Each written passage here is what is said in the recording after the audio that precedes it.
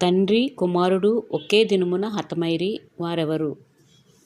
సౌలు, యోనాతాను. సౌలు మరణించిన పర్వతం పేరు ఏమిటి? గిల్బోవ పర్వతము. సౌలు యోనాతానును గూర్చి ఏ గ్రంథంలో లిఖించిరి? యాషారు గ్రంథము.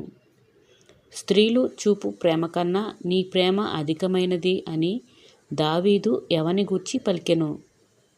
యోనాతానును గూర్చి. సౌలు మరణించిన తరువాత దావీదు ఏ పట్టణంలోనికి వెళ్ళెను? హెబ్రోను పట్టణము. ఎవరు దావీదును యూదావారి మీద రాజుగా అభిషేకం చేసిరి? యూదావారు. సౌలును ఎవరు పాతిపెట్టిరి? యబేష్గిలాదు వారు. సౌలు మరణించిన తరువాత ఇశ్రాయేలీయుల మీద రాజుగా ఉన్నది ఎవరు? ఇష్బోషెతు. సౌలు సైన్యాధిపతి ఎవరు? అబ్నేరు. అబ్నేరు తండ్రి ఎవరు? నేరు.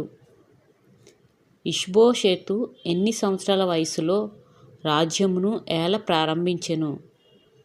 40 ఏండ్ల వాడుగా ఉన్నప్పుడు. ఇష్బోషెతు ఎన్ని సంవత్సరములు ఇశ్రాయేలీయులను పరిపాలించెను? 2 సంవత్సరములు. దావీదు హెబ్రోనులో యూదావారి మీద ఎన్ని సంవత్సరములు రాజుగా ఉండెను? 7 సంవత్సరముల 6 మాసములు. ఇశ్రాయేలీయులకు యూదావారికి యుద్ధము జరిగిన స్థలము పేరు ఏమిటి? ఎల్కత్హా సూరి. సెరూయా కుమారులు ఎవరు? యోవాబు, అబీషై, ఆషాహేలు. సౌలు సైన్యాధిపతి అయిన అబ్నేరును తరిమింది ఎవరు? ఆషాహేలు. అడవి లేడి అంతా తేలికగా పరుగెత్తగలవాడు ఎవరు? ఆషాహేలు. ఆషాహేలును పొడిచి చంపినది ఎవరు? అబ్నేరు. హెబ్రోనులో దావీదుకు పుట్టిన కుమారుల పేర్లు ఏమిటి? అమ్నోను, కిల్యాబు, అబ్షాలోము, అదోనియా, షెఫట్య, ఇత్రేయాము. సౌలు ఉపపత్ని ఎవరు? రిస్పా. యోవాబు సహోదరుడైన ఆషాహేలును పొడిచి చంపినది ఎవరు? అబ్నేరు. అబ్నేరును పొడిచి చంపినది ఎవరు? యోవాబు.